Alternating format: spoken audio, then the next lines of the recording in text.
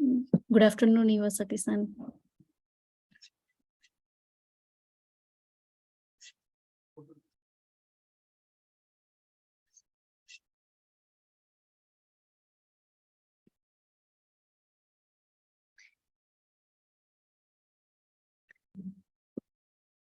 Would you like to test your audio?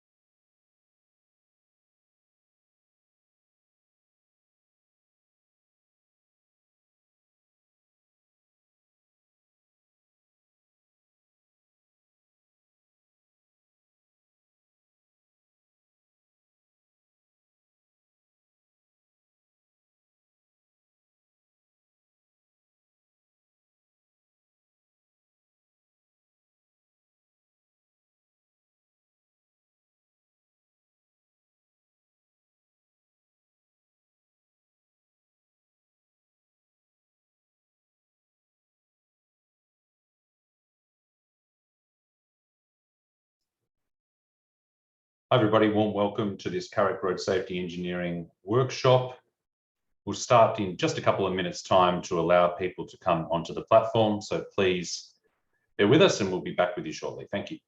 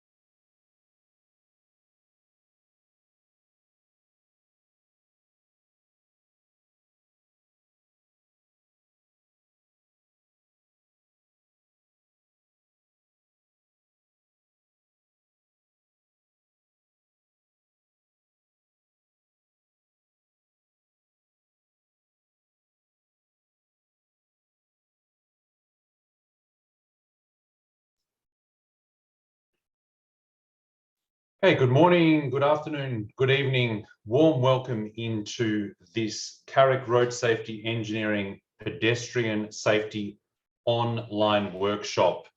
Really wonderful to have you all with us here today through this online workshop. My name is Blaise Murfitt and I'll be your moderator through this series of modules and really am so excited to be with you for this series where we will be bringing to you incredibly important topics related to pedestrian safety, with of course a specific focus through the CAREC region and the CAREC Road Safety Manual focusing on pedestrian safety. I think it's important to acknowledge at the start of this that we are all in fact pedestrians, whether we drive cars or ride motorcycles or take public transport, whatever form of transport we use on the roads, we are all at some point pedestrians. And of course, we know pedestrians are indeed vulnerable. So it is so important that in terms of reducing road trauma and meeting some of the global commitments that are there through the Sustainable Development Goals, for the Global Plan of Action, for the Decade of Action for Road Safety and others, we really need to address pedestrian safety. But of course, more importantly than any global target or commitment, it's to ensure that our cities and towns are livable places for people where they are safe to walk and get to the different things they need to do. So an incredibly important topic that we'll be addressing over this series of modules. And importantly, talking about this topic and outlining that there is indeed much that can be done to address pedestrian safety. So that will be outlined right throughout this series, and in particular reference to the manual that I mentioned earlier, focusing on pedestrian safety. Before I go further, I should just mention again, you'll see it earlier on the screen, we do have Russian interpretation available. If you would like to use that, please do select the translation button at the bottom of your Zoom application and select Russian, where our Russian translators will be waiting for you. We warmly welcome, of course, your active involvement and hope that the translation is of use for you. So this workshop and series of modules will present a strategic approach to managing pedestrian safety in line with the Safe System principles in road safety. Participants will understand as a result of this series how to design urban and intercity road infrastructure for the comfort, convenience and safety of pedestrians. The workshop will introduce international best practice and engineering solutions for managing vehicle speed and enhancing pedestrian safety and convenience. Participants will also benefit from discussing case studies from other CAREC member countries, which will demonstrate challenges and success stories in implementing initiatives for improving pedestrian safety, which of course is the primary focus here. This workshop is being conducted under the framework of the CAREC program, and it is sponsored by the Asian Development Bank's Knowledge and Support Technical Assistance, entitled Enhancing Road Safety for Central Asia Regional Economic Cooperation member countries, phase 2. A bit of a background for this TA is that this Knowledge and Support Technical Assistance supports in enhancing road safety initiatives in the Central Asia Regional Economic Cooperation, or CAREC countries.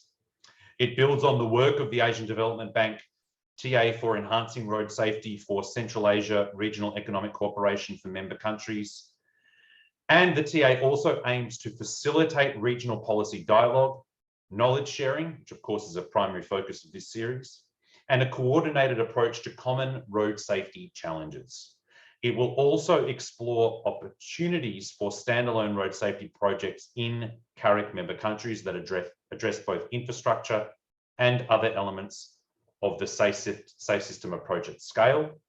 And the TA supports to equip CAREC member countries with the necessary skills and knowledge products to respond to road safety challenges and achieve their commitments, which I mentioned earlier, under the United Nations Sustainable Development Goals, and will also help to implement ADB's Safely Connected, which is a regional road safety strategy for CAREC countries encompassing 2017 to 2030.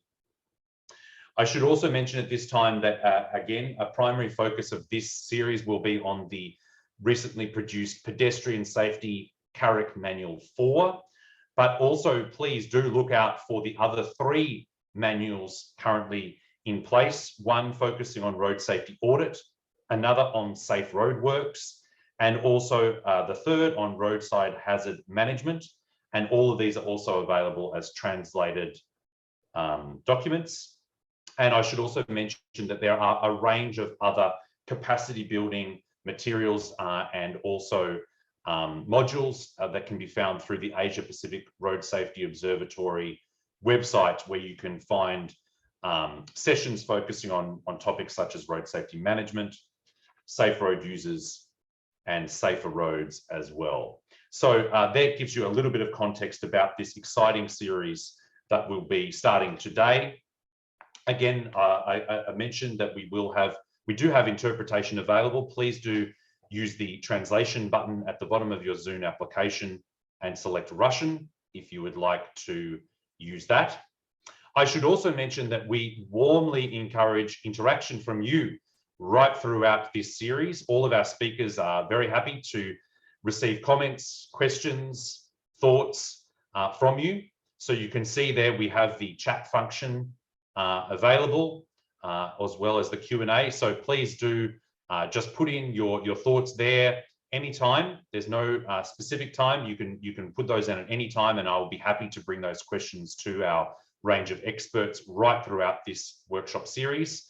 So please don't hesitate to type those in either English or Russian, and we will ensure to answer as many as possible. We will also have some opportunities where our presenters will ask you to enter in some responses to that chat box, and we'll again address some of those right throughout this series. I should also mention that we will be having some homework assignments later on in this series as well. And of course, there'll be more information available for those a little bit later on.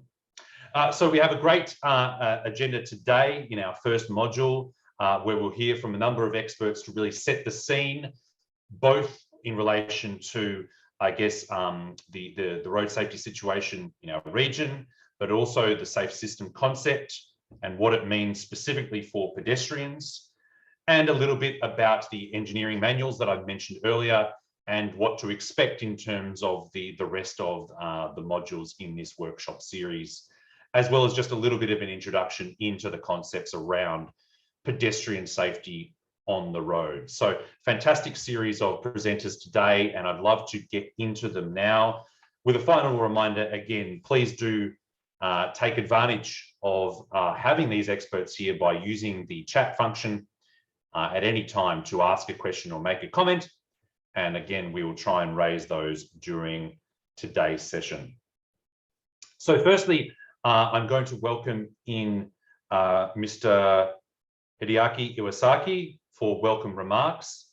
Iwasaki-san is ADB's Director for Central and West Asia Transport and Communications Division and has more than 30 years of work experience, primarily in the transport sector and in regional development programs. As Director for CWTC, responsible for ADB's transport sector work in 10 countries of the Central and West Asia region, Mr. Iwasaki directs and oversees the division's sector policy dialogue, knowledge work, and technical and financial assistance, focusing on areas such as transport connectivity improvement, transport safety, infrastructure investment, sustainability, and transport and trade facilitation.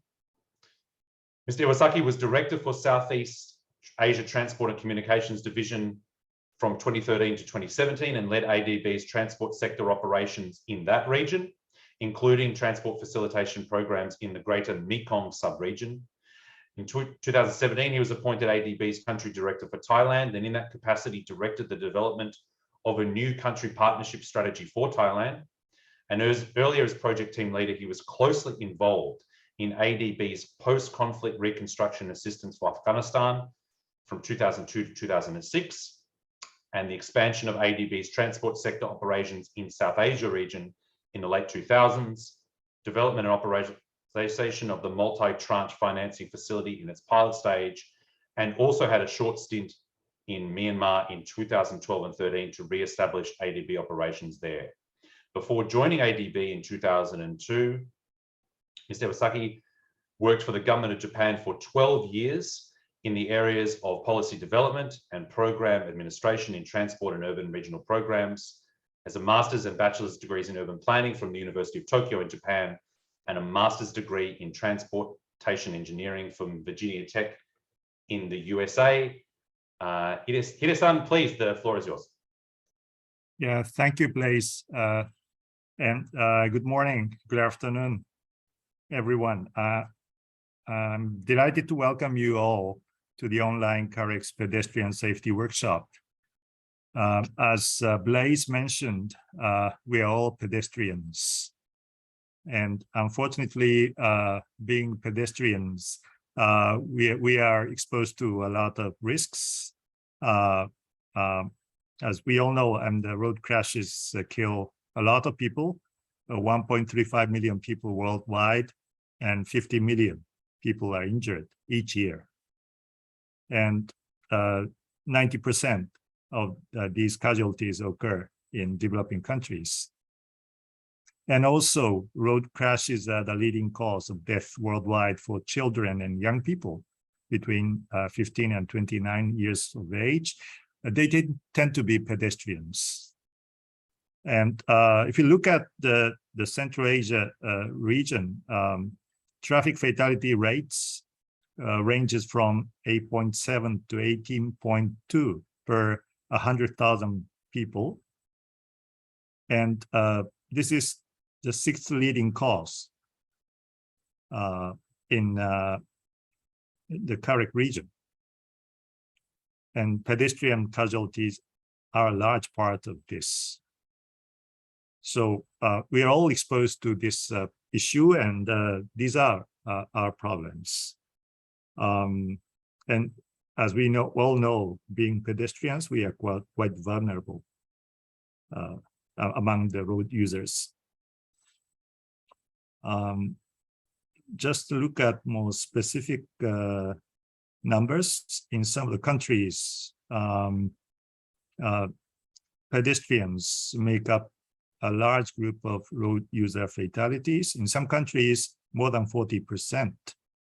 So these are significantly large numbers, and we should be able to do a lot of things to reduce these numbers and also reduce the road trauma costs. Wise investments in pedestrian facilities will save lives, prevent injuries, and also these would bring about economic benefits to our countries. As we all know, the CAREC countries have recognized the urgent need for a holistic intervention in road safety. And they have agreed on certain higher level framework, which is consistent with the pillars of road safety from the UN Decade of Action. And significant ones of these higher level agreements are the agreement on the safe road strategy, which was agreed at the 15th CAREC Ministerial Conference in 2016. And also this talks about the reduction of road fatalities on CAREC road corridors by 50% by 2030. There are various other commitments made by our countries, and then the next step is for us to implement these agreements and commitment through providing practical measures and tools to improve our facilities to make road space safe for all users, particularly for pedestrians. In this regard, there have been several manuals on road safety engineering published, and also related to this, several regional and national capacity enhancement and knowledge events have been organized by CAREC, and ADB has been supporting the effort. Recently, CAREC has published its manual on pedestrian safety in 2020, and this will serve as a practical point of reference for the provision of safer pedestrian facilities in CAREC countries. The current workshop on pedestrian safety is basically to further operationalize all these tools and manuals or other standards into action. The workshop has 5 modules, and starting from today up to 28th of June. The workshop will present a strategic approach to managing pedestrian safety in line with the Safe System principles, which Blaise just touched upon. Participants will understand how to design urban and intercity road infrastructure for the comfort, convenience, and safety of pedestrians. The workshop will introduce international best practices and engineering solutions for managing vehicle speed and enhancing pedestrian safety and convenience. Participants will also benefit from discussing case studies from other CAREC member countries, which will demonstrate challenges and success stories in implementing initiatives for improving pedestrian safety. This workshop will be a very comprehensive workshop, and we have brought in a pool of very experienced experts, both from ADB and other partner organizations working in road safety. Philip Jordan from Road Safety International will be our lead presenter, and we have expert speakers from Asia Pacific Road Safety Observatory, Global Road Safety Partnership, Eastern Alliance for Safe and Sustainable Transport, and World Resource Institute, who would be covering various elements of pedestrian safety. In closing, I'd like to thank all of you for taking time to participate in this workshop. And I hope that this workshop would be very valuable, helpful for you in obtaining useful technical skills in enhancing pedestrian safety in your own society and your own country. Thank you. Thank you, Hide-san. Thank you so much for those remarks, and also for your strong endorsement of this workshop series. Much appreciated. So now I'm going to pass over to the next speaker, who is Dave Shelton, and who's a senior transport specialist focusing on road safety with the Transport Sector Group of the Asian Development Bank, and also leads Secretariat to the Asia Pacific Road Safety Observatory. Dave will be talking through the safe system concept and what it means for pedestrians. Thanks, Dave. Over to you. Thank you, Blaise, and welcome to all of our participants. I'm especially pleased to have this topic of safe system to talk with you about today. I'll just share a screen here so you can participate with me. Okay. Safe system concept and what it means for pedestrians. The reason I'm excited about this topic is because I've spent a great deal of my career working with this concept, working with engineers, with road safety technicians, with behaviouralists, with scientists, with policymakers on understanding what safe system means for us as practitioners, for people who use the road system, and most importantly, for what it is that we're trying to build into our road system to protect all road users. So conceptual models are extremely valuable to us. We know this as engineers. We use conceptual models quite widely in the work that we do. They set the foundational principles on which our mathematics and our logic can then get applied. So we all carry around conceptual models in our head. Safe system is one of these. In fact, I will make the case that safe system embodies several conceptual models. But I ask you, what makes a good conceptual model for you? What are the good concepts that you can carry around in your head and apply each day in your work? You might like to share some of your thoughts in the chat.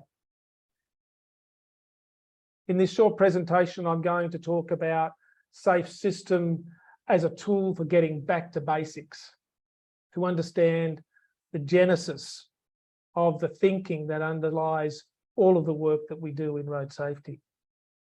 I'm going to also use Safe System as a model to show the interactive nature of both the causes and prevention of casualty crashes. I'm going to use Safe System as a planning tool for road safety resource allocation. And I'm going to show how Safe System can be used for designing effective road safety governance and management, particularly for pedestrian safety. So let's jump in.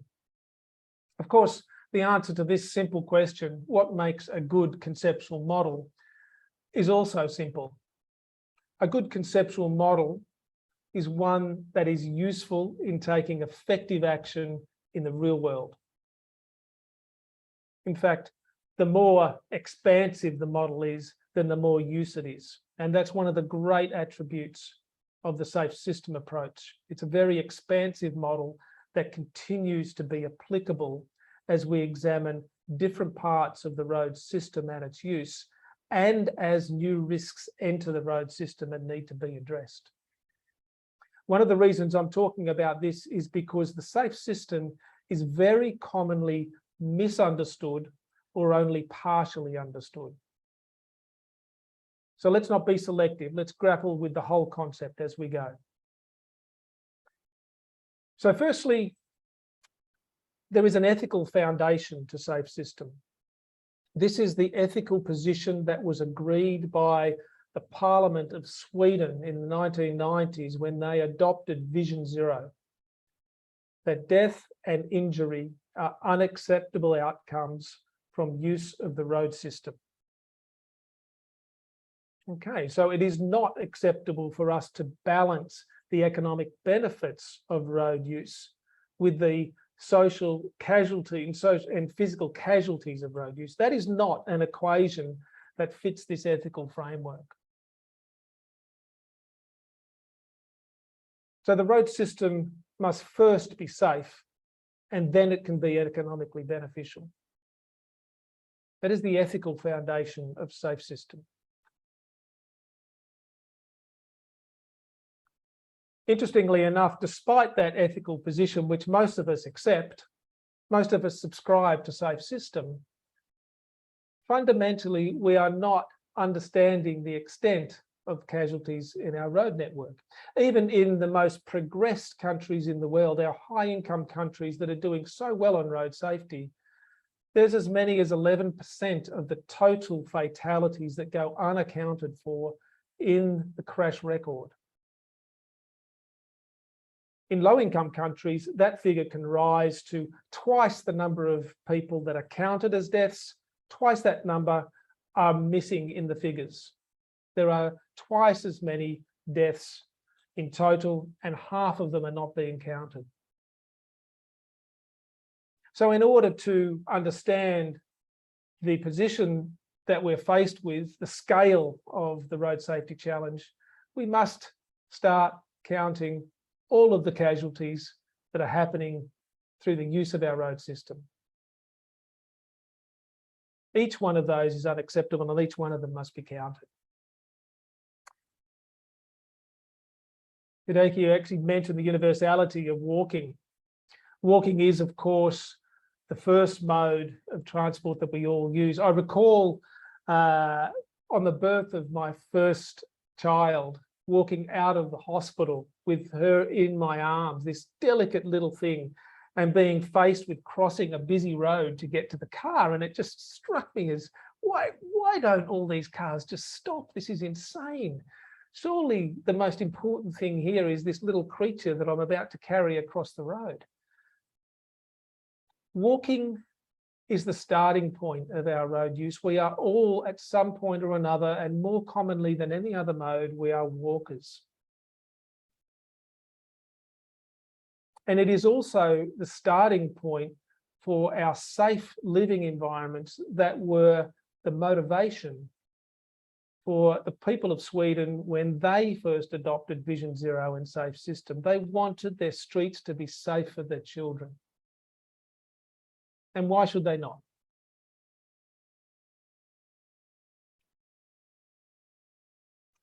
So let's look then at some of the mechanical and logical principles that sit within the safe system approach. The first of these will be very familiar to you: recognition of human error. Human error might be described as poor hazard perception, or indeed recognizing a hazard but being poor at avoiding the hazard. There are many things that we can ascribe to error. These are the mistakes that people make. But it is commonly thought of as the simple mistakes that you and I might make because we're forgetful or we're not attentive. As it turns out, the safe system needs to be designed for bigger errors than that. The safe system can actually be designed for things that we might not consider generally to be errors, but to be massively bad judgments, like getting into a car, having drunk too much alcohol. Of course, that should not happen. But in the event that somebody makes that mistake, the system needs to protect not only that person, but other people who are using the road as well. And as it turns out, we know how to build such a system. We do know what these thresholds of pedestrian error are, and we can design them to protect pedestrians. We simply need to choose to do it. The second principle recognizes the human physical vulnerability and limits. Phil will talk about this at much greater length in the lessons to come. But one thing is quite clear, that above about 50 kilometers an hour, that's not very fast at all, the likely fatality rate rises well above 80% for pedestrians. And indeed, it's still around 10% at 30 kilometers an hour. But we create these thresholds to allow ourselves to design a physical environment in which we can keep pedestrians safe. The third principle of the safe system approach is the promotion of system accountability. And once again, this is one of the areas that's very commonly misunderstood. System accountability does mean that everyone has a responsibility for safety in the road system. However, road system designers, those who build and operate the road system, are ultimately responsible for the safety of road use. That is the most important aspect of this principle. It is actually the designers who are most heavily accountable for safety in the road system. And you might ask, well, how can system designers carry this responsibility when no single agency designs all aspects of the pedestrian road system? Well, we'll come to that. And Safe System has an answer for that too. Let's look then at the next aspect of the application of the Safe System approach. Here, we're going to look at Safe System as a model of the interactive nature of casualty cause and casualty prevention. I've taken this particular model of the Safe System from the Swedish Transport Authority, Trafikverket, and this one I like particularly because it not only positions the key elements of safe vehicles, safe roads, and safe users in parallel, but it positions safe speed as being the regulating feature that sits above those. So in the event that we cannot create safety through vehicles, roads, or road use, we're left with speed as the regulating feature that we can use to make sure the system's safe. Post-crash care is also part of this system, but I'm not going to talk about that specifically here. So let's look then at Safe System for safe road transport for pedestrians. We have down the bottom here the biomechanical limits that apply to everybody universally. Bodies are the same all around the world. We have safe vehicles and the criteria that those vehicles must meet in order to protect pedestrians. There are specific features in vehicles that can help protect pedestrians. Safe roads, again, there are very specific features we can build into our roads to protect pedestrians. You'll hear a lot more about that over the coming weeks. And of course, safe users, decisions that people make in their use of the road system can either increase or decrease risks for pedestrians. As I mentioned earlier, ultimately traffic speed can be used as the regulator of safety to produce the safety in the system that's needed for all of our pedestrians. Importantly, if we look at any one of these elements individually, can I protect all pedestrians under all circumstances just through vehicle safety? I can have the best designed vehicles on the road. The reality is, if I don't control speed, if I'm not controlling the infrastructure, if I'm not controlling the behaviour of people using the system, the safest vehicle on the road will not keep all pedestrians safe. Equally, if I have the safest road in the world and it's being used at random speeds by unsafe vehicles and unsafe road users, again, I cannot keep everybody safe on this road if I'm just relying on the infrastructure.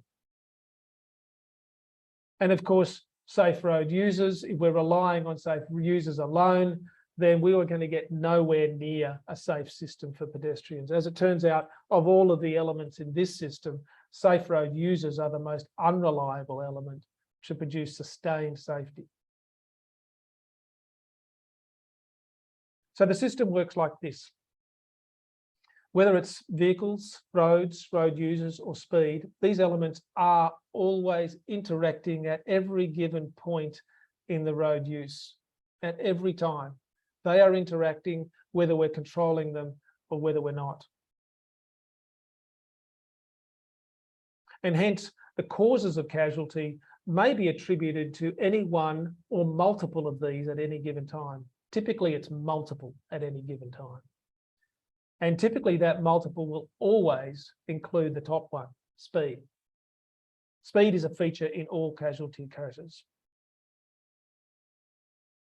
And so we have a system for seeing the interactiveness of these elements, and we can use that to better understand both the causes of casualties, but most importantly, that what we need to do to prevent those casualties. Which part of the road system is most amenable to making this situation safe for pedestrians? The second part I wanted to demonstrate here about the use of the safe system is its use as a framework for flexible allocation of resources. So if you're looking at a road safety strategy or a road safety action plan, if it is a safe system derived action plan or strategy, it will always cut across all of the elements, including post-crash care, and it'll demonstrate the interaction between them. Because the Safe System approach recognises that these programs are interactive, and to be effective in managing road safety, I must allocate my resources across all elements. So it's attractive to go to some of the easy areas like education of the public. As an example, we do focus very heavily on the behavioural solutions. In fact, the long-lasting and primary safe system solutions lie in safe roads and safe vehicles and reduced speed. They are often the ones that are most difficult to implement. However, they are the most long-lasting and sustained. And then we look at safe system as a framework for multi-agency cooperation. Once we accept that road safety is an interaction between vehicles, roads, road use and speed, we actually have no choice but to accept that its management requires multiple organisations to come together in a cooperative arrangement in order to manage casualty risk. Because these elements in the system are managed by different agencies. So our governance model must bring together a group. And to be effective, it must have a lead agency. It matters less which one is the lead agency. It matters more that there is an effective lead agency. I've worked in jurisdictions where the lead agency sits with police. I've worked in jurisdictions where the lead agency sits with the road authority. Both can be effective, but there must be an effective lead agency in place. So that's Safe System. And why is it a great conceptual model for managing road safety? Well, firstly, because it integrates crash risk and trauma mitigation, allowing the systemic nature of multi-causality to be mapped and understood. Secondly, Safe System provides a framework for flexible allocation of resources and intervention effectiveness across multiple sectoral work programs. Safe System also establishes a basis for multi-agency cooperative action. And perhaps most importantly, as we go forward, is Safe System is able to expand and encompass new pedestrian safety risks as they enter the system. So I would encourage everybody to spend time using this conceptual model, pulling it apart, putting it back together, drawing on it for its basic principles, and going back to basics when you need to solve difficult problems in pedestrian safety. Thanks very much and enjoy the rest of the program. Thank you, Dave. Just while you're there, I have one question that came through here. I'm sorry, I can't actually say the name, but the question was, you mentioned there around lead agency. And the question is around how is it possible to influence a lead agency to adopt some of these principles that you've mentioned here? So a question around influence of that particular body. Great, excellent question. And what we often see is that countries implement governance structures with lead agencies without fully understanding why they're doing it and how they're meant to operate. I recently saw, for example, a country that had a National Road Safety Council in place. It had a lead agency designated, but that lead agency had no policy capacity. As it turns out, before you have a National Road Safety Council, it's better off to have a strong lead agency in place. And the reason I say that is because for the whole system of governance to work, it does need a central home of intelligence, of knowledge, of safe system capacity. And that needs to reside in the lead agency. So if your lead agency is not embodying safe system principles, we've got a foundational problem with capability in the lead agency, and that needs to be addressed. Primarily, it'll be addressed through training and experience, by getting things wrong and learning how to get them right. It also helps to draw alliances with other jurisdictions that have strong safe system management and strong lead agencies, so that you can see how the best practitioners in the world are doing this. So training becomes very important. I've also seen some jurisdictions who bring in a guest thinker or a guest safe system expert to be resident with the lead agency for up to a year, even more, to be with the lead agency for a year, just to consistently promote safe system thinking. Safe system thinking is very much a cultural change. It's not an easy thing to do. There is no simple solution to it. And most countries find they have to navigate it for themselves. But there is a lot of assistance that can be found. There are many great thinkers and good experts that can help you do this. It requires a lot of examination of the concepts, examination of the data and the crash circumstances within countries, a willingness to change, and adoption of this ethical principle that it is not acceptable to have death and injury in road use. Thanks, Blaine. Thanks, Dave, and thanks so much for that question. I'd also add as well, I believe in one of the existing resources through the Asia Pacific Road Safety Observatory, we have a recording of a presentation from Sam Cofield, who's head of road safety for Transport Accident Commission in Victoria, Australia. I think as well a little around road safety management and lead agencies. So during the next presentation, I might go find that link and pop it in the chat so people can access that at another time. But thanks again, Dave, for those remarks, and again positioning the topics that we'll address during this workshop within that most important framework, which is the Safe System Approach. So with that, I'm going to now pass on to the next presentation, and that will be given by Myrick Kalar, who is a road safety consultant for the Asia Pacific and African regions for the World Bank, supporting institutionalization of road safety data management systems in multiple countries. He also supports the creation and functioning of the Asia Pacific Road Safety Observatory, working closely with the ADB. Marek has multiple years of experience in road safety data and has led capacity building activities for police and local government units in multiple countries. Under a Chevening Scholarship from the United Kingdom, he graduated top of his class in the University of Leeds in the Institute for Transport Studies.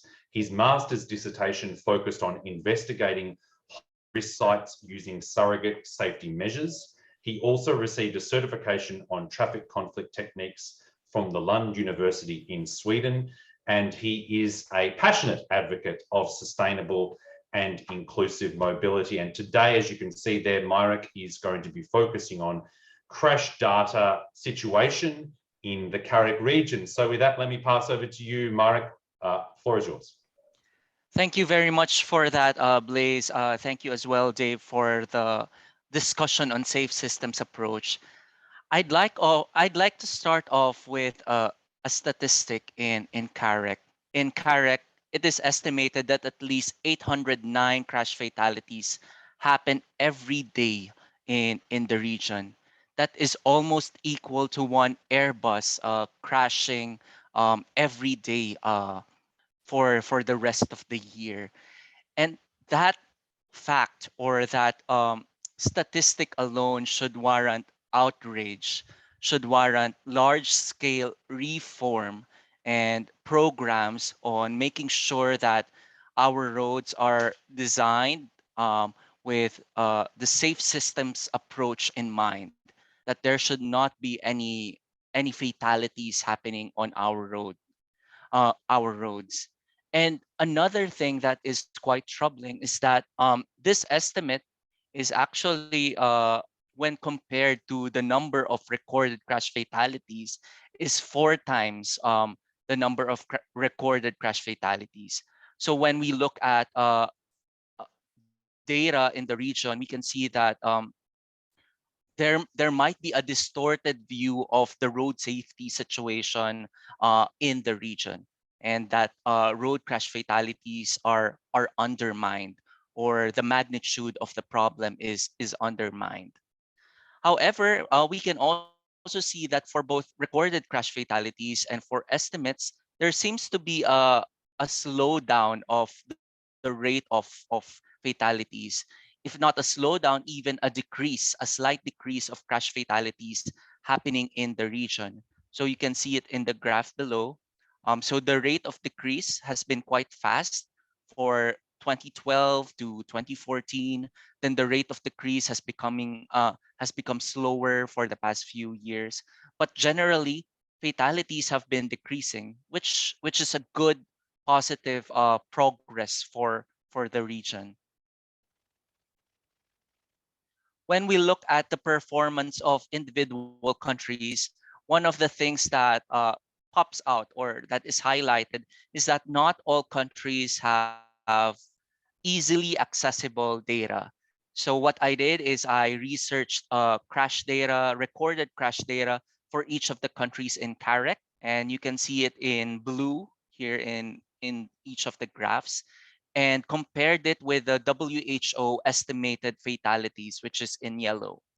Just a quick note that there are many estimating tools in the world. You have the one from WHO, you have the one from the GBD, Global Burden of Disease estimate, and you also have estimates being done by researchers and academe in each of the countries. So for this, I compared the recorded fatalities with the WHO estimate. And you can see here that in countries, for example, such as in Afghanistan or in Turkmenistan or in Uzbekistan, it's quite difficult for researchers to have access to crash statistics, even the aggregate reports. So that's the first one. The second one is that there is positive progress for some of the countries in the CAREC. So a good example would be from Kazakhstan, where there is a decrease of the estimated fatalities in the country, or in Azerbaijan, or in Georgia, where there is a decrease from 2015 to 2018, although there is a slight increase from 2018 to 2019. Also notable would be China, where there is a slight decrease of crashes in in the country. And finally, even if there are countries who are doing better in terms of road safety, there are also countries who are in need of improvement in designing and building safer roads. You have countries, for example, such as Mongolia, which is you have seen there is an increase of crashes from 2016, or in Pakistan, where even if it's a slow increase, it's still an increase nevertheless. When we compare each of the countries in terms of their performance in 2019, the estimated crash fatalities per 100,000 of population, you can see that Azerbaijan is actually in the region performing the best among all of the countries. So they have 6 fatalities per 100,000 of population. The average 14 fatalities, there are a lot of countries who are performing on average. So you have countries such as Uzbekistan, Kyrgyz Republic, Kazakhstan, Pakistan, Georgia, Turkmenistan, Tajikistan, Afghanistan, and China. And the country which has the highest fatality number per 100,000 of population in 2019 is Mongolia. So when we look at the share of pedestrian fatalities on the overall crash fatalities, one thing to note is that not all countries have easily accessible statistic on the share of pedestrian fatalities. I was only able to get 6 data from 6 countries from the global status report of the WHO. So here you can see that for 2018, actually this one is for 2016, published in 2018, there are the share of pedestrian fatalities range from 20 to 40%. So that's at least 1 out of 5 people, 5 pedestrians dying on the road every day. And interestingly here, Azerbaijan, who has the lowest fatality numbers per 100,000, also has the highest share of pedestrian fatalities over overall fatalities. And this can be this can be investigated further why this is the case, why there is a large share of pedestrians dying on the roads in Azerbaijan.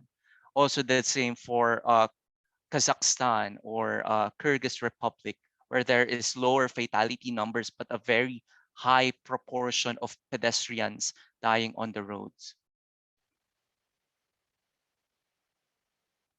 Now, if we take a look at registered vehicles in all of in the countries in CAREC, you can see here that the highest share of registered vehicles per 1,000 of population is Georgia, which if you remember a while ago has already been has already seen a decrease of crash fatalities for the past few years.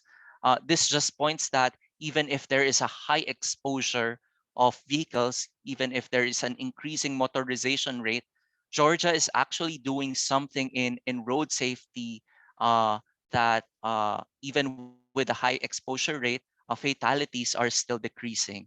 So it would be good to know more about what Georgia is doing. In contrast, Mongolia, with one of the highest fatality rates per 100,000 of population, is also experiencing one of the highest registered vehicles per 1,000 population. So what this shows is it might imply that most of the fatalities are also because of higher exposure of the different road users, higher motorization rate, and at the same time there is not much road safety programs that is being implemented in the country. So there's it warrants further investigation there. Another interesting statistic here would be Afghanistan, which experiences a rate of increase in terms of road crash fatalities, but has one of the lowest exposure rate, well, at least in terms of registered vehicles. So that contrast of increasing fatalities with less exposure is something that we should really take a look into. When we take a look at the share of vehicles or the vehicle mix in a country in CAREC, there's actually a lot of things to see. For example, in Pakistan, we can see that there is a big share, such a huge share of 2 to 3 wheelers in the country, which can then point to the increasing number of fatalities in Pakistan, and also might warrant a closer look at motorcycle safety in the country. In contrast, you can also take a look at Mongolia, for example, which is, again, one of the highest fatality numbers. And an interesting statistic there is that there is such a high share of heavy vehicles in Mongolia, 21%, for example, which is the highest in this graph. This can point to maybe a risk for heavy vehicles. And if you take a look closer at Mongolia, for example, there's mining is one of the key industries that is experienced or that is implemented in Mongolia, and this is where a lot of heavy vehicles are actually being used. So one of the things to look into or to investigate further is what is the effect of mining to overall road safety for a country like Mongolia, for example. So all of these things are just overviews, are just things that I've really researched on and gotten from the global status report, from different journals, from different manuals in the internet. But one of the things that arises from this is how important data is, and that in the CAREC region, there is still a need for better, reliable, and more accurate data. However, what's good at least is that CAREC is not alone in this. Globally, at least 50% of fatalities are unaccounted for.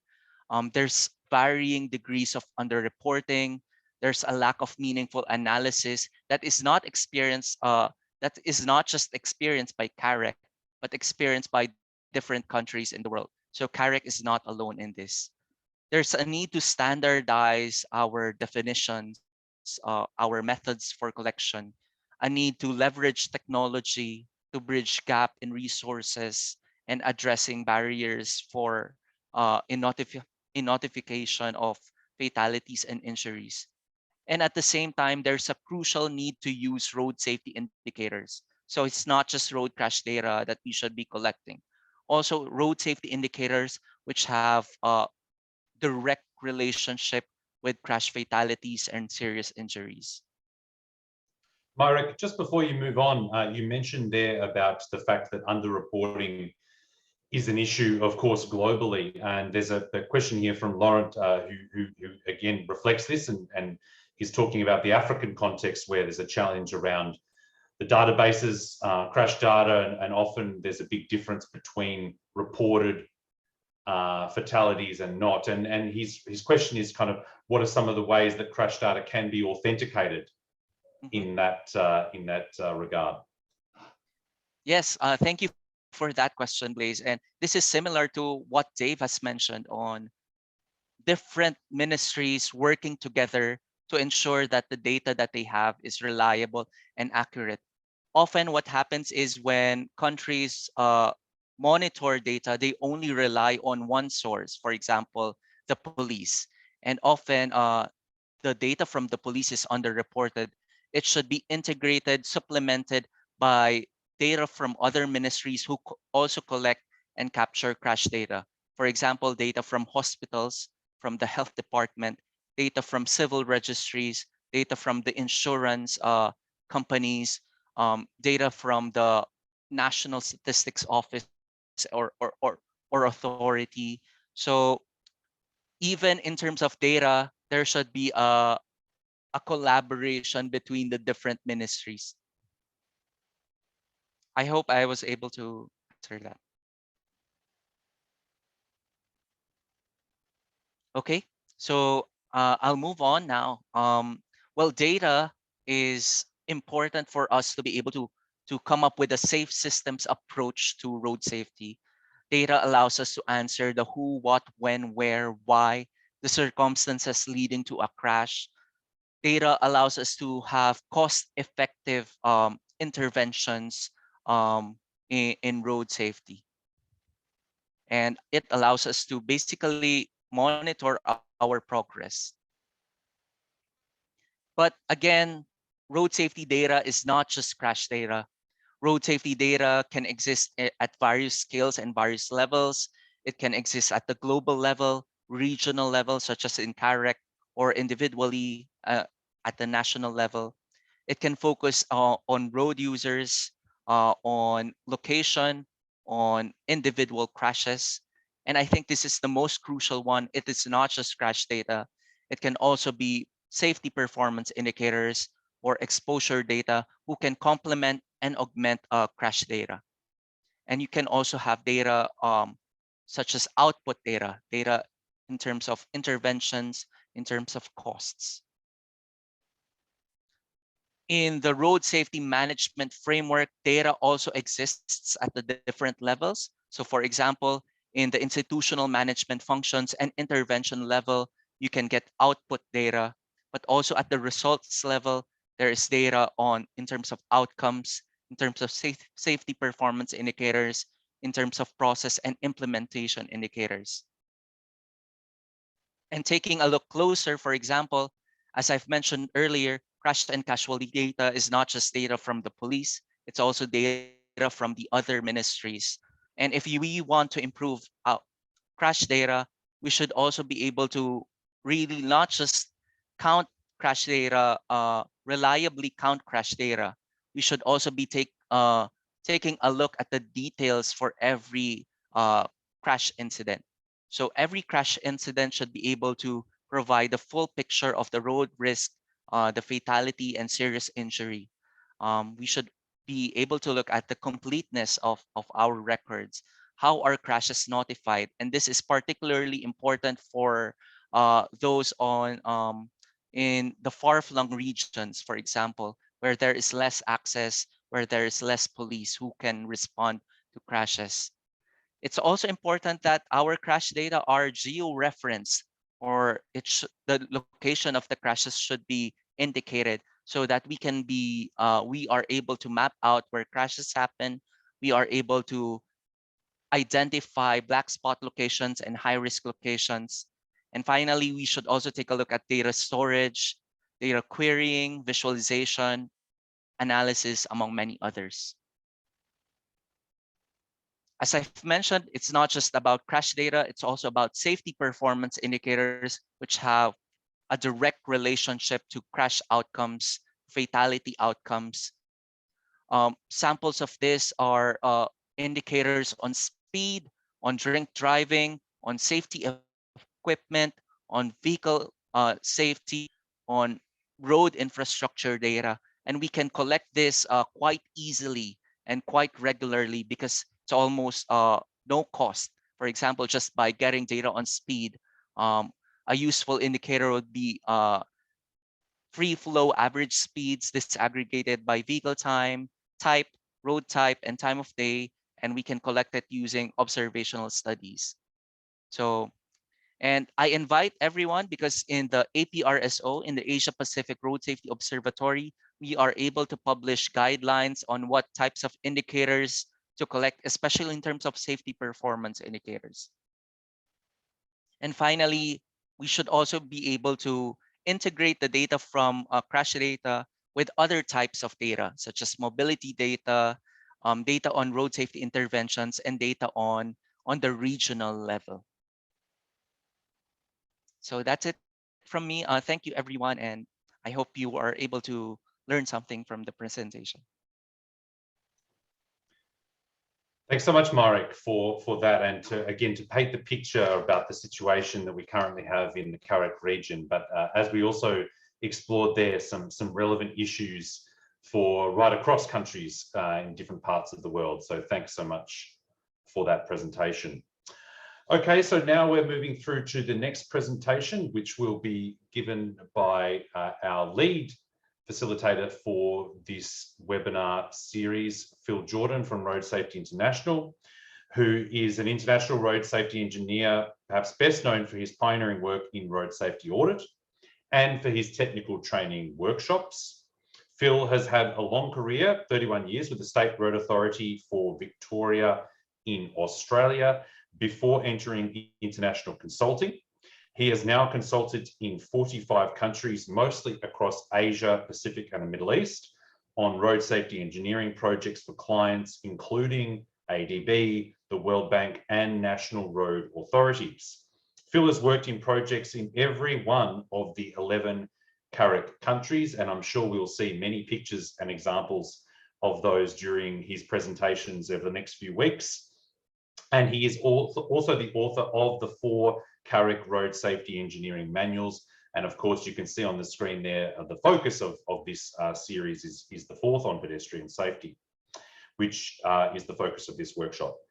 He has presented numerous road safety engineering workshops in Australia and many other countries. And during the present pandemic, Phil has presented 12 online training workshops on various technical topics for over 1,200 participants in some 35 countries. He is an avid supporter of engineers doing more to provide useful pedestrian facilities, and I know he's delighted to be here with us during this workshop. So with that, let me now pass over to my friend Phil Jordan to go into the next presentation. Phil, over to you.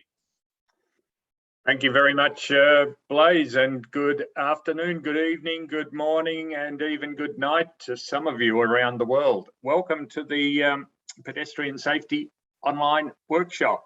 It's great to have you along, and I hope you find it a particularly interesting workshop, one that I'm going to do my best to make as practical as possible. Blaise has just introduced me. Thank you for that, Blaise. I think many of the participants today perhaps have met me. Some of the names I see there, many of the names I see are familiar to me. Welcome to all, those that I've met and those that I am yet to meet. And in particular, I would like to thank our interpreters, as well as ADB, CAREC, and the Asia Pacific Road Safety Observatory for organising this event. But without our interpreters, it would be difficult for me to communicate with some of you. I only speak English. I'm fortunate with that, and I thank the interpreters for their great work to bring us all together. Now, I'm rushing through because I've got lots of things to say and lots of things to show you.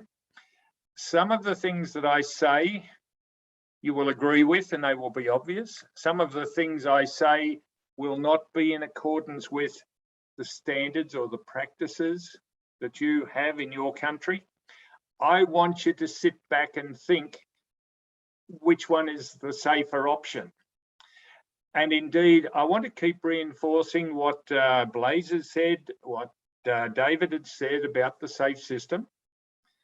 This can give us an opportunity to rethink just how we do our work as engineers, as people who are responsible for the infrastructure of the roads. So ask the questions in the chat box, whether in Russian or English. Have fun in the workshop. I would be very happy if we were together face to face, and if I was able to perhaps give some of these fellas away, but that's not going to be possible. So we'll save that for another time when we're together. But one of my basic messages out of this online workshop, and I'll say it several times, engineers, and I'm calling all of us engineers, whether we are police or researchers or teachers, whatever our job is, we are engineers for the time of this workshop, and our job is to save lives. And in this workshop, we are focusing on pedestrians. And so in this session right now, I'm short and sharp. I'm going to talk about a few things that we can do to improve pedestrian safety. I'm going to introduce the two key processes that can assist pedestrian safety, and these are the two processes that you will be asked to do homework about. Very simple homework. We'll talk about that on Thursday. And we're going to set the scene for a number of key pedestrian safety issues. Basically, my presentations will summarize Manual 4 of the CAREC series. And you will be given the links to this manual if you haven't already. And I urge you to have a read of it and to share it with your colleagues. And throughout today, Thursday, next week, I'm going to constantly encourage you to remember pedestrians and the safety of pedestrians in your daily work, whatever that work should be, whether you're out on the roads or whether you're in the office. Pedestrians are important. And that manual that I've just flagged with you is one of 4 manuals. I had the great privilege of writing those manuals. It's in 4 languages, and I'll leave it for Ritu to tell you more about that shortly, more about that series. Now, I'm going to state some obvious things here, things that you know, but perhaps just need to be brought up in your mind. As David said, pedestrians are the largest group of road users in every country, certainly in every CAREC country, every other country as well. You will know some of these scenes. Bishkek, Kyrgyzstan, just outside Dushanbe in Tajikistan, crossing the road in Almaty, Kazakhstan, getting onto trams here in Melbourne, Australia, ladies with a heavy workload walking on a highway in southwestern Nepal, people crossing at the big intersection in blizzard type conditions in Western China, pedestrians waiting for signals to cross near the Holiday Inn, Tbilisi, Georgia, just before Iftar during Ramadan in Peshawar, Pakistan, people crossing a high-speed road, taking great risks, but what is the choice? In Uzbekistan. Pedestrians are everywhere, from age 1 to 101, literally. You don't need a license. In my face-to-face workshops, I sometimes wander around amongst participants and I say, show me your driver's license. Now, show me your pedestrian license. And they all look at me strangely and they say, we don't have a pedestrian license. And everyone laughs. But when you think about it, if we need a driver's license, doesn't it also make sense to have a pedestrian license? I'll let you think about that one. Pedestrians are very mobile, all ages, and yet they are the most vulnerable. If they are struck, even by a fast-moving bicycle, the pedestrians are invariably the ones that will be most seriously injured. As best as we know, taking account of what Mirek has just told you about underreporting, etc., it seems there are approximately 400,000 pedestrians killed on the roads of the world every year. That's approximately 1,000 pedestrians every day. That's far too many. It's too big a financial burden on countries that simply cannot afford it. Who walks? I'm stating again the obvious. Children, parents with little kids and big kids, seniors, people with hearing impairment, vision impairment, other disabilities, and we'll separately talk about them later on in this workshop. People in wheelchairs, lots and lots and lots of people walk. As David said, every trip starts and ends on foot. We all walk. It's good for us, it's good for the country, it's good for the environment. Basically, walking is good for the planet. Now, we're getting to a point where we might be asking you a question. This will put the challenge to you. Blaze, jump in anytime you might want to handle anything here, but I'm going to put the question to everybody. Why should we, as technical people, remember we are all engineers in this workshop, why should we be concerned for pedestrian safety? Can't we leave it to teachers? Can't we leave it to parents? Can't we leave it to the traffic police? Why should we show any concern? So Phil, I'll just mention that participants can write an answer to that question either through the Q&A or the chat function. I've also posted the question in that chat box as well. Why should we as engineers be concerned for pedestrian safety? So please, if participants can use the Q&A or the chat function to answer that question, and we'll endeavour to read some answers out a little bit later on. Thanks, Phil. Yep, thanks, Blaze. Jump in when you see some good answers there.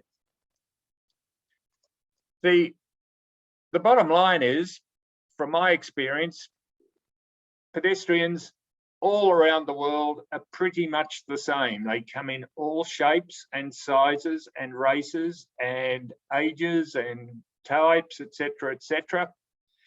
But whether they are families gathering water near a busy CAREC highway in Tajikistan, or they are young ladies crossing a road in a very, very cold Ulaanbaatar, Mongolia, brother and sister barefoot on a road in far eastern part of Papua New Guinea, we are all pedestrians, and we are all very much the same, despite being different in shapes and sizes, etc. And when we are impacted by a motor vehicle at a speed above this certain limit, we are the ones who are most impacted. That was Kazakhstan. This is, again, Mongolia. A man with a heavy load in Tajikistan. The big question that's been put to you, why should we be concerned about pedestrian safety? And the bottom line is, in line with the Safe System, everyone has got a responsibility for safety on the roads. That includes us. And let me put it to you, and I'll try and check the chat box if there's any answers in here. I'm seeing some in Russian. Laurent's saying, because we engineers also are pedestrians, safety should start with us as engineers, and our intention is to save lives of vulnerable road users. Absolutely correct, Laurent, and welcome from Tanzania. And Phil, Watilala Fonu has mentioned we're all humans and we need to look out for each other. A fatality affects not only one person. And Mohammed Reza is saying pedestrian safety is everyone's responsibility. That's correct. Ajmal is saying walking is a fundamental activity which everyone carries out on a daily basis. Engineering can do miracles. I like that. Providing road safety solutions that can resolve the issue with sustainability. Wonderful stuff, Ajmal. Thank you.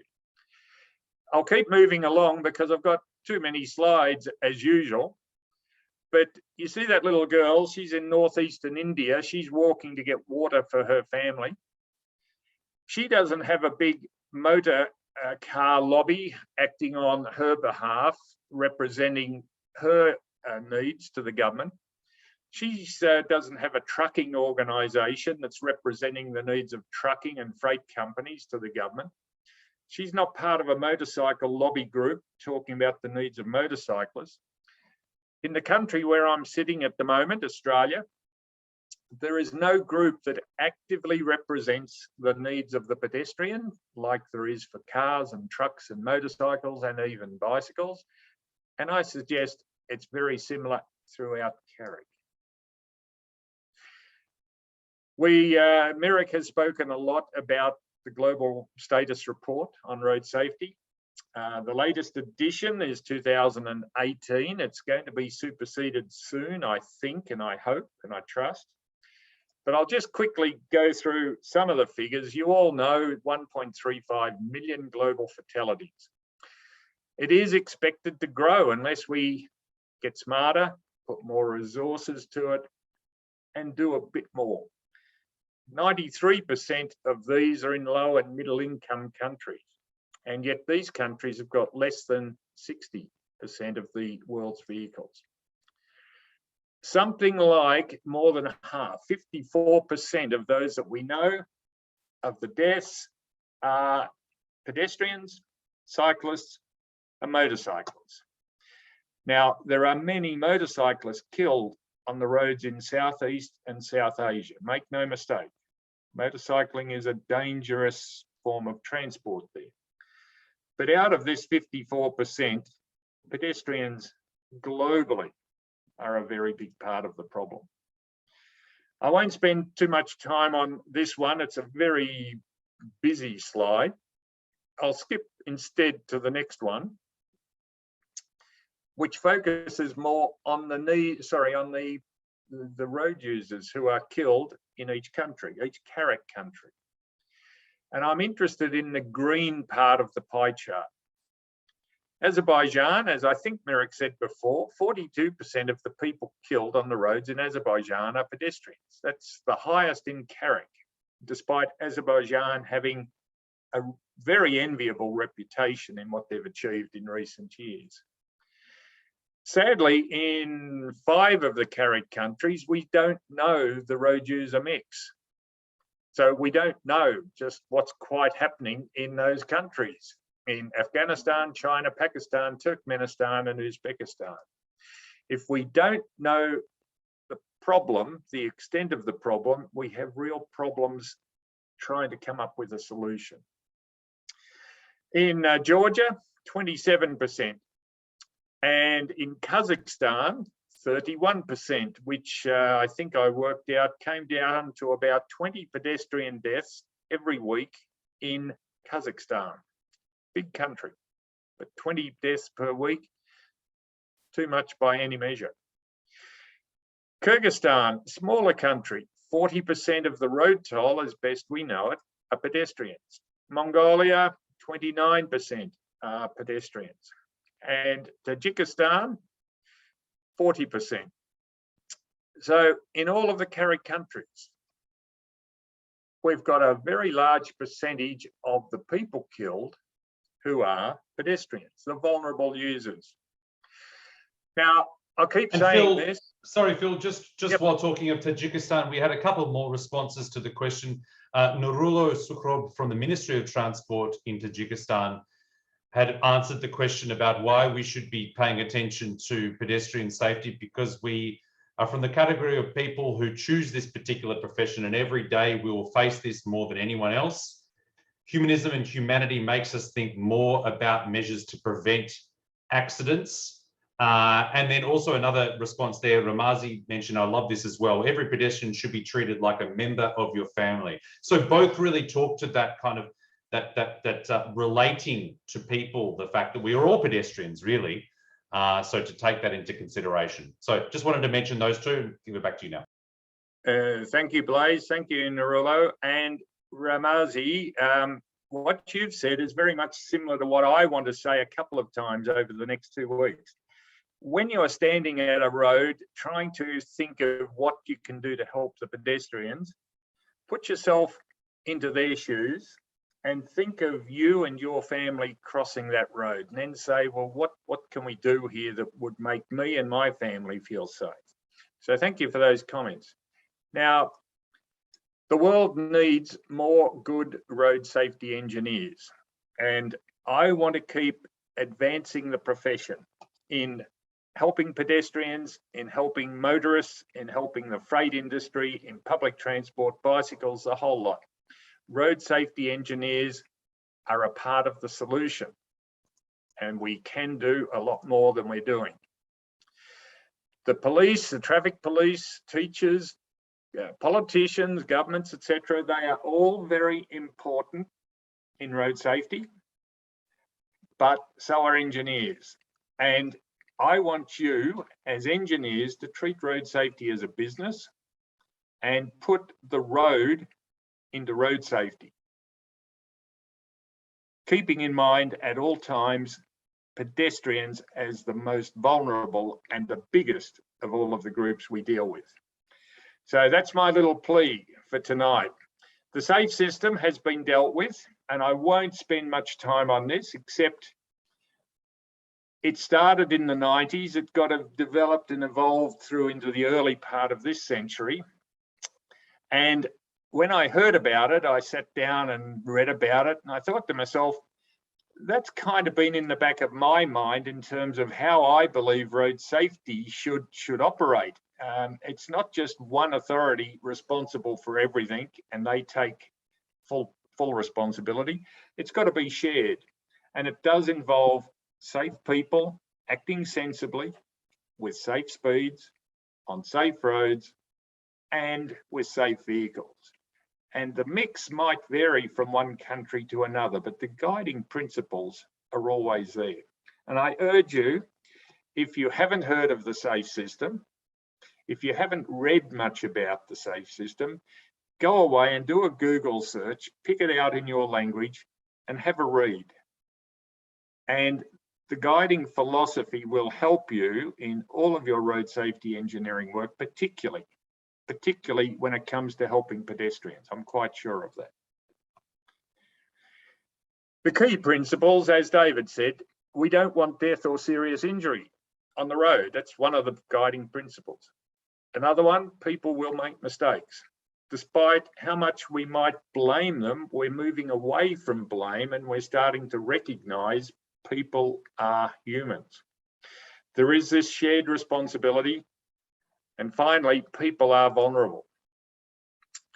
So safe speeds are important, very important. But simply putting up speed limit signs or leaving a village sign up, which is meant to imply 60 kilometers per hour in many CAREC countries, is often not good enough. And I'm going to be urging you to think more about how do we achieve compliance with safer speeds, and in some cases, particularly the towns, the cities, the back streets of the cities, the villages which have highways through them, traffic calming will be mentioned in this workshop because it's fundamental to bringing speeds down. This is a very commonly shown graph showing the safe speeds, if that's the term, at which people can realistically survive certain impacts. This is the impact that will affect pedestrians. So if you start to have collisions much above 30 kilometers an hour, your chance of dying in that collision goes up very steeply. This curve is for right angle collisions. And this curve, which always surprises me, is for head-on collisions. And basically, you can withstand, or you have a chance of withstanding higher speeds with a head-on collision than if you were struck as a pedestrian. So keep that one in mind. The impact speed affects the probability of a person being killed or seriously injured in a crash. And that's what we, with the Safe System, we're working to minimize.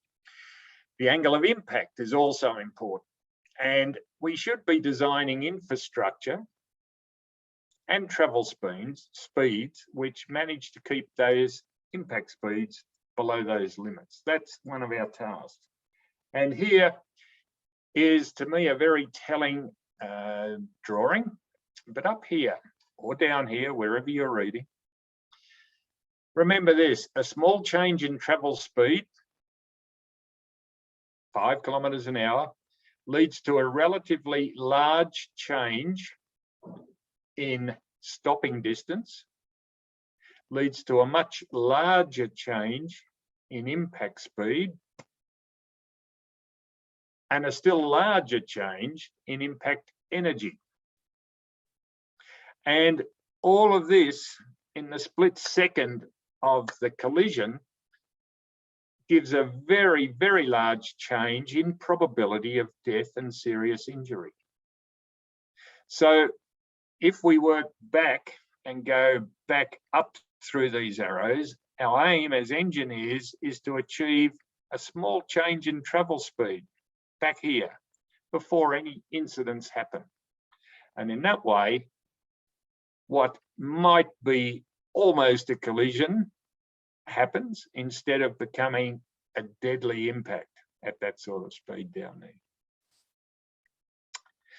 There are some examples of safe system treatments.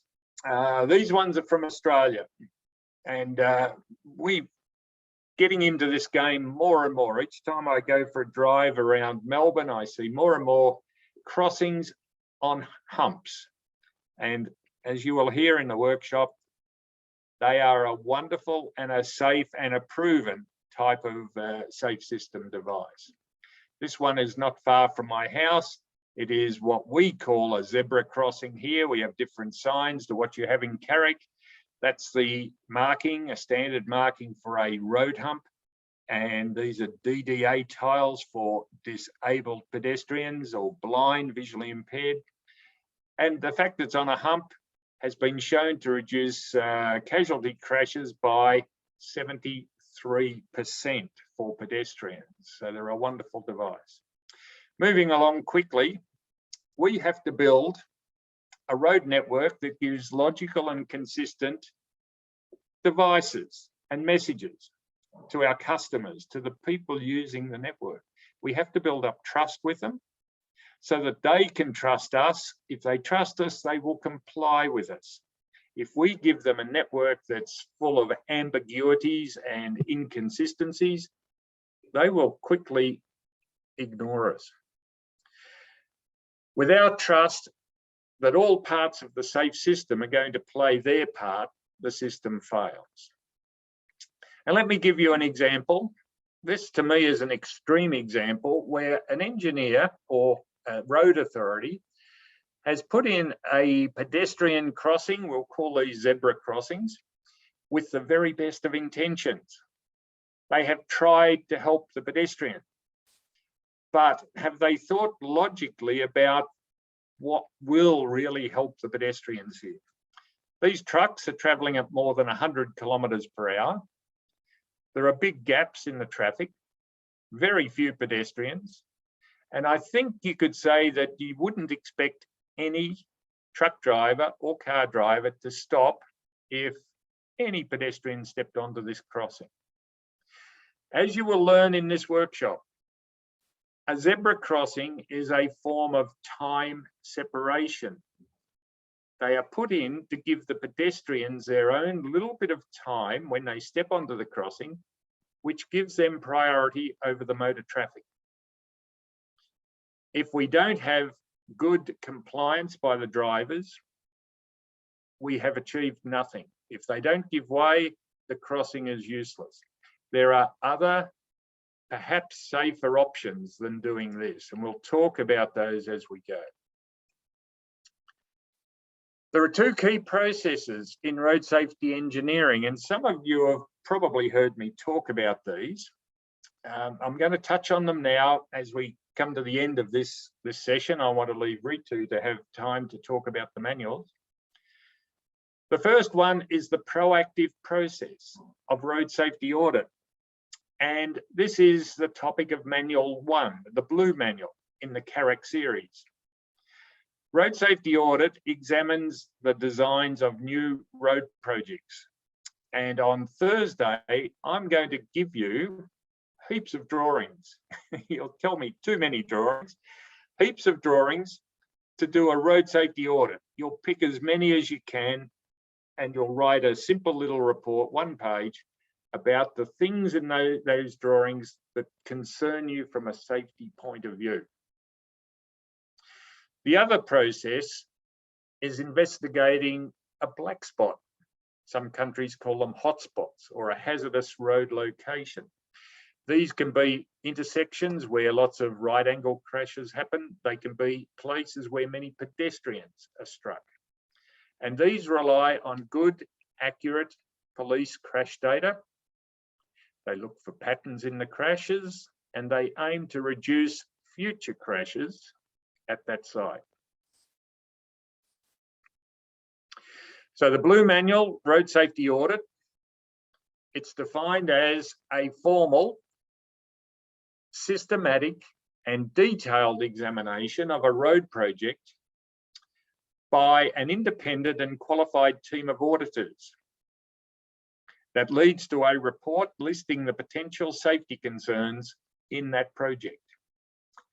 And it works on the, what's this? The slogan, I guess you'd say, 5 magic words. 5, prevention is better than cure. Now, this is a free document. Download it. You'll be given the link to it. If you don't have it already, it's available in 4 languages. Have a read. You will see table 1 in this document summarizes the key steps. And it goes through the time of appointing an audit team,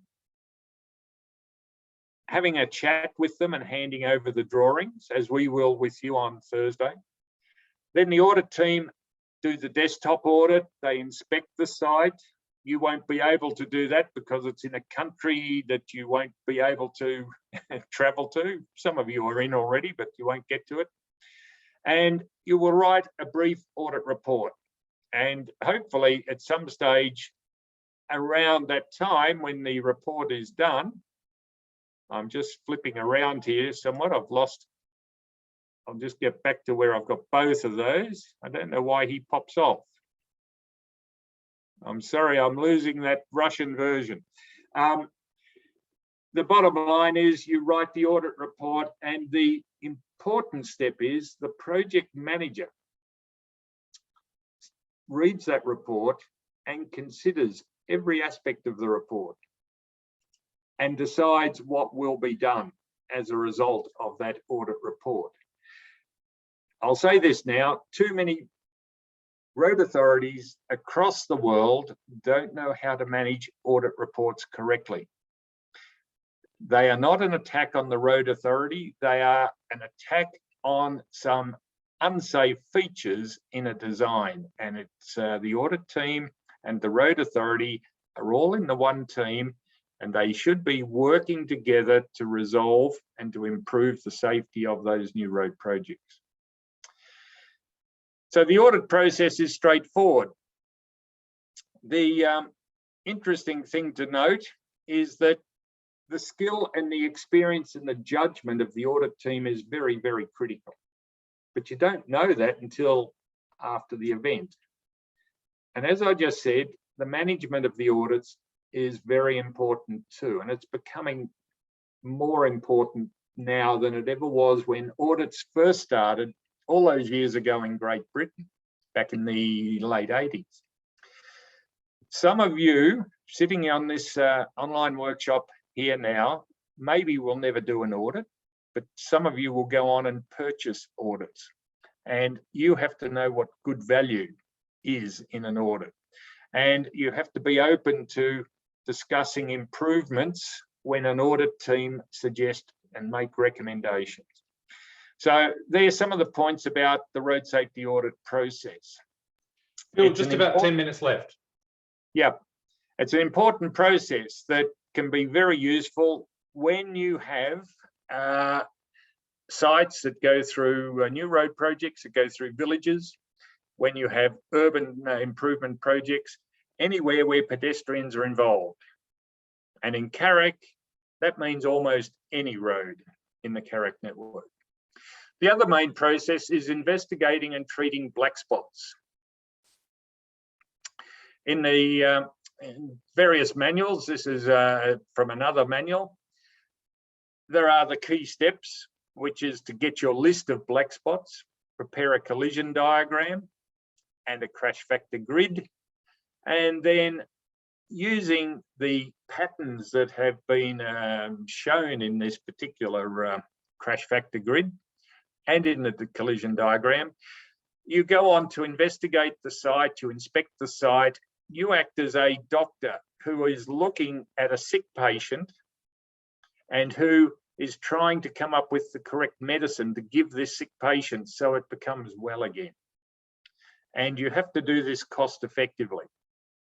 So this is part of a skillful process that is fundamental to the removal of black spots and hotspots on the roads of CAREC.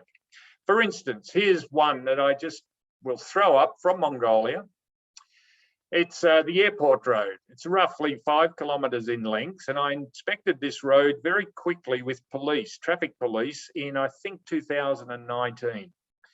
They told me there were 11 pedestrian fatalities in 1 year on this road. 11, 1 year, 5 kilometres.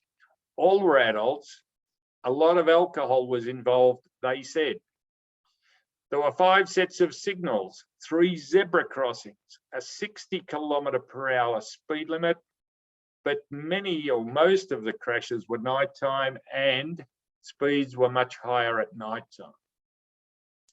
So when I looked at the road, I saw an arterial road, high volumes, high speeds, zebra crossings mixed with pedestrian signals.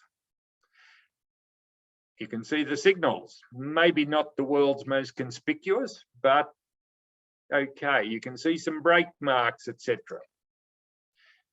The bottom line is, this is a real challenge for engineers like us. What do we do to actually reduce the number of deaths and injuries on a road like this? It was very difficult, and in a very short time available, we examined the lighting and said the lighting has to be made better, more consistent. Some of it was blacked out for some reason. There were too few crossing points, and these were fixed time signals, which means pedestrians had to come to the signal and wait until the signal timing told them to cross. They did not have a push button to push to give their intention to the signals they wanted to cross. Funnily enough, out of all of these things, and these are the groups of pedestrians we will talk about later on, out of all of these things, I recommended they put in some more signalised crossings and that they put in push buttons. When I went back to Mongolia just 4 months later, they had put in push buttons, and the police were singing the praises of the push buttons. And they believed, I think prematurely, but they were very happy that they felt the number of pedestrian crashes were decreasing. Pedestrian black spot, and that is in the manual. You might like to read it more at your leisure. So coming to this point, I see this workshop as just one more step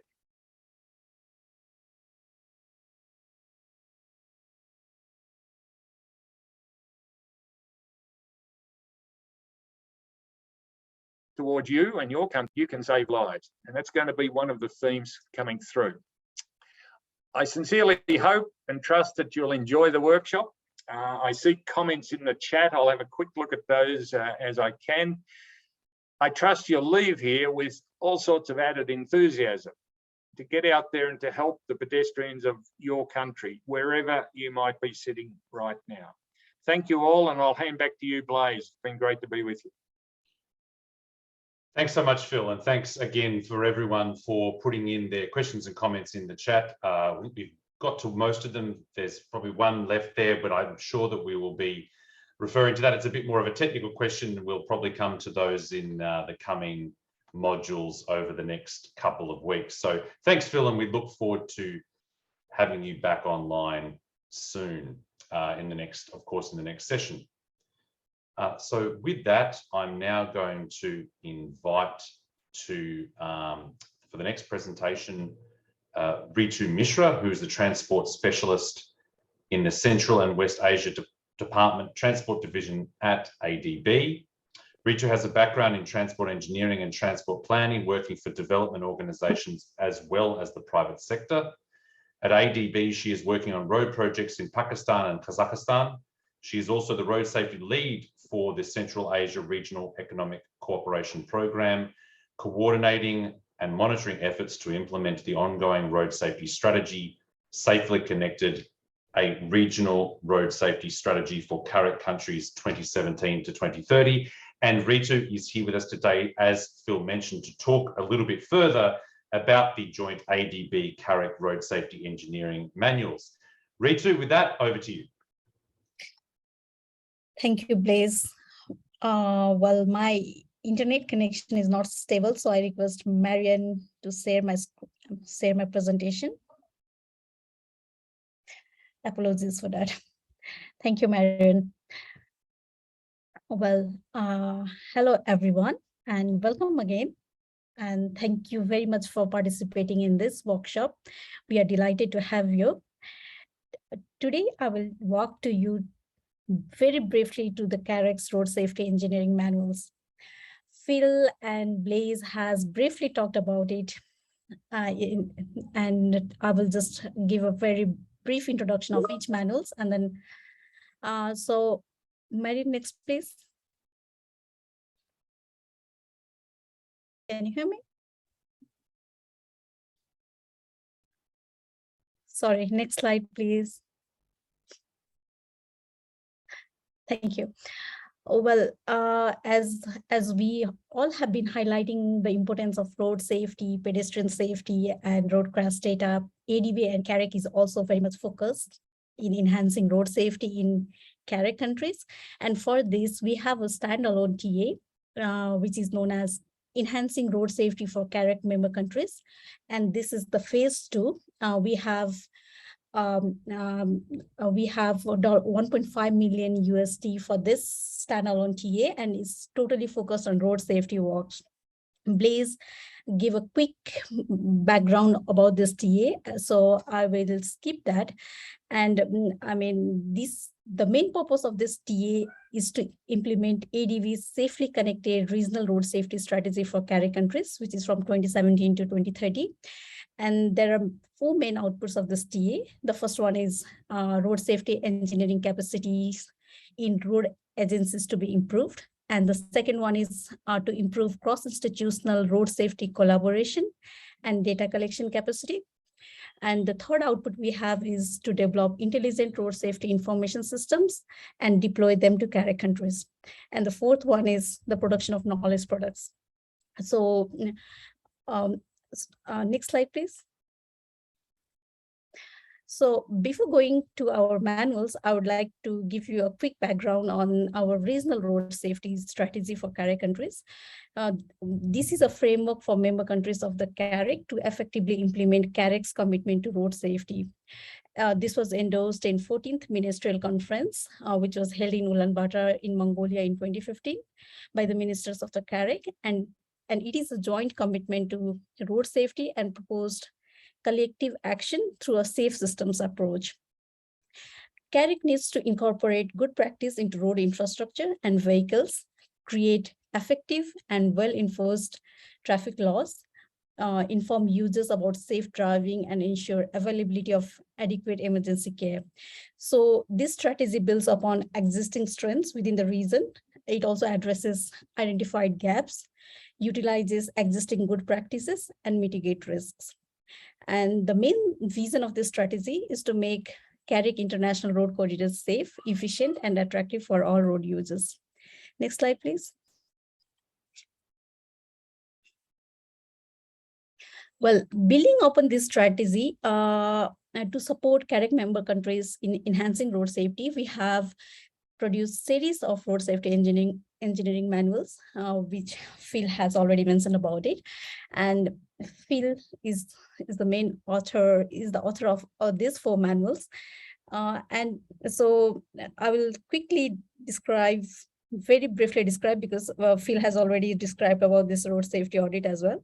So, well, all these manuals are mainly designed for officials in road authorities. It can be used by project managers, designers, supervision consultants, contractors, work supervisors, and all others working in implementing road safety.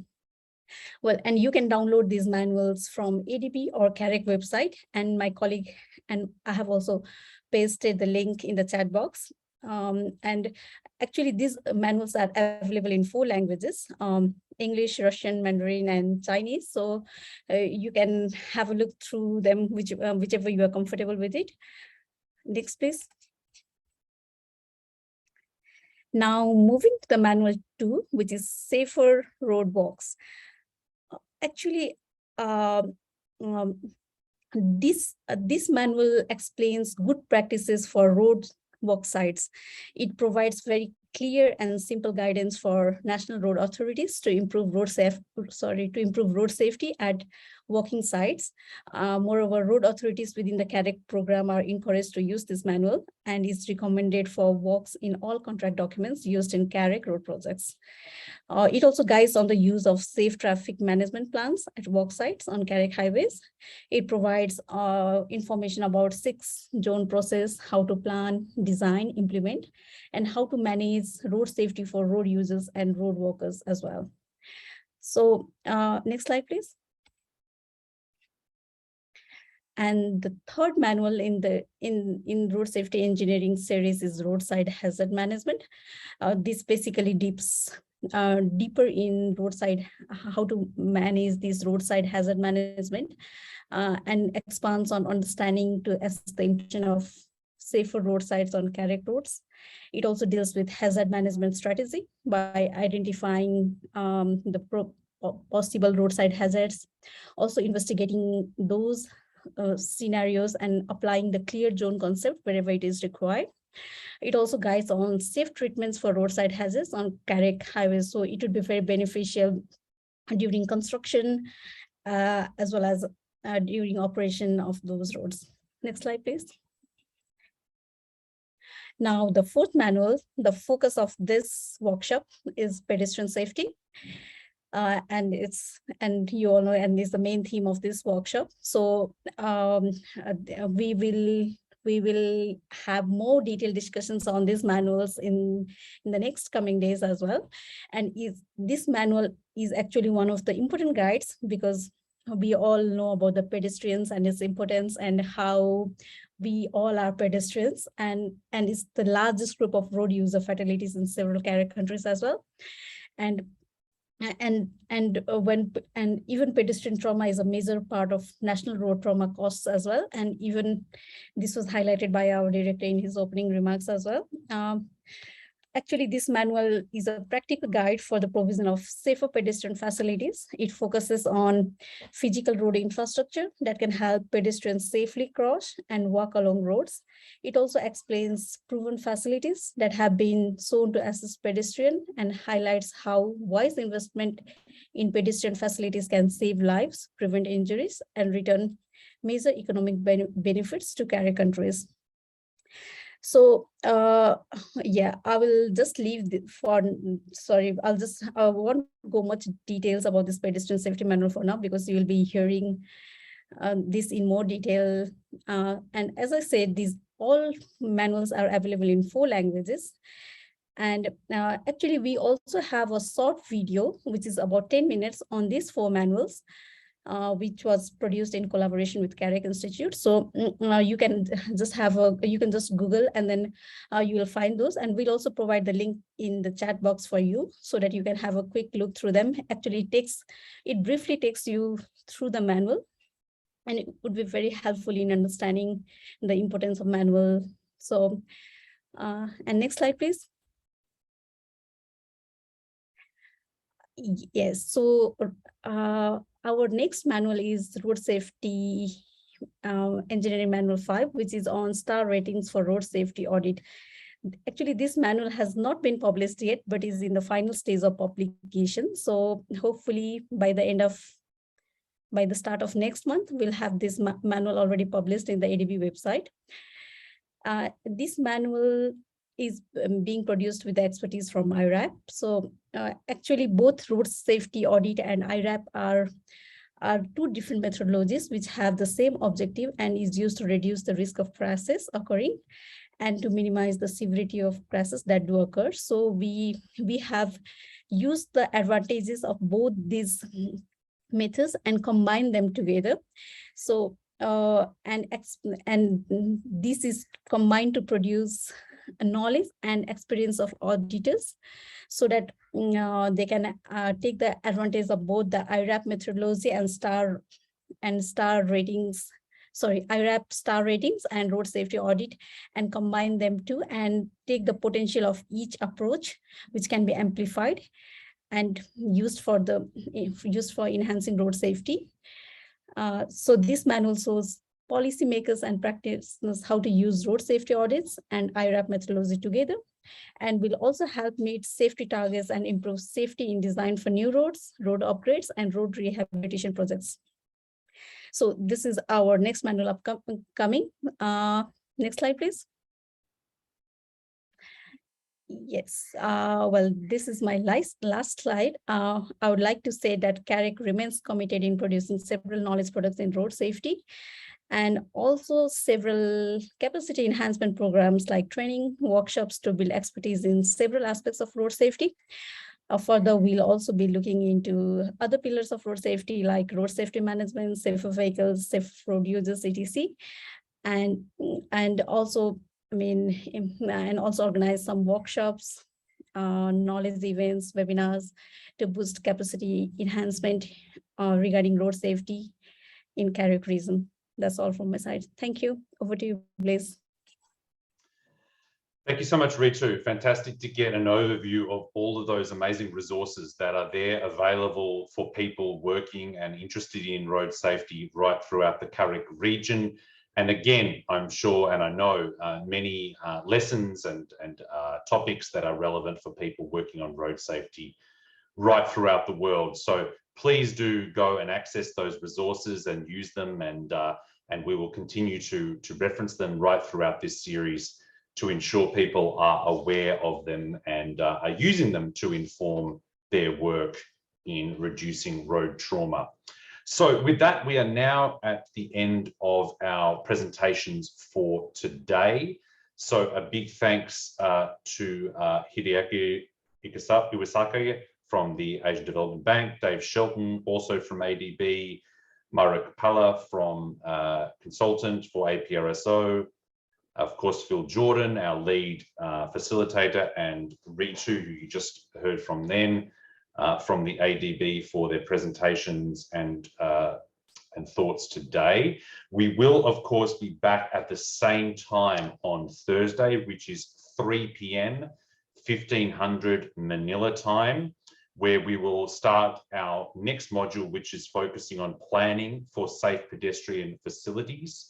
This is a session that is led by Phil Jordan and really goes into significant detail through a range of the chapters of that pedestrian safety manual that we are mentioning, the 4th manual in that CAREC series, focusing on chapters 1 through 4 of that manual and really unpacking some of the key approaches, challenges, opportunities that are raised in those manuals. So that will be at the same time, 3 p.m. 1500 Manila time, this Thursday, the 16th of June.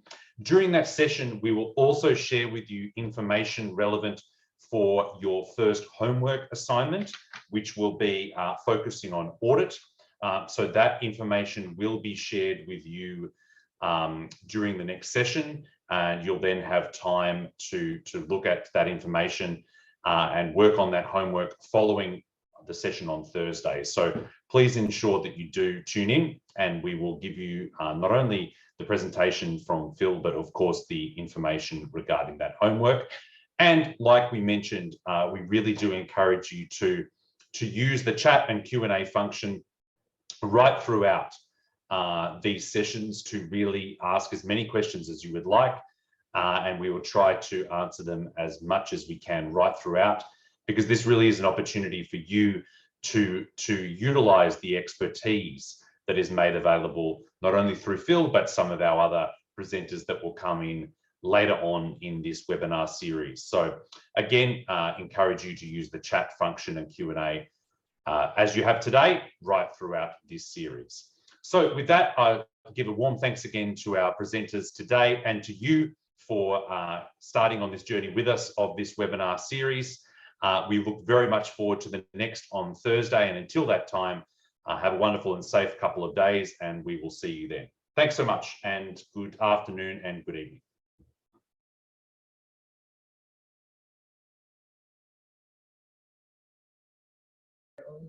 Process, pagka hindi naman, any FYIs, any indicators, yung mga ganyan.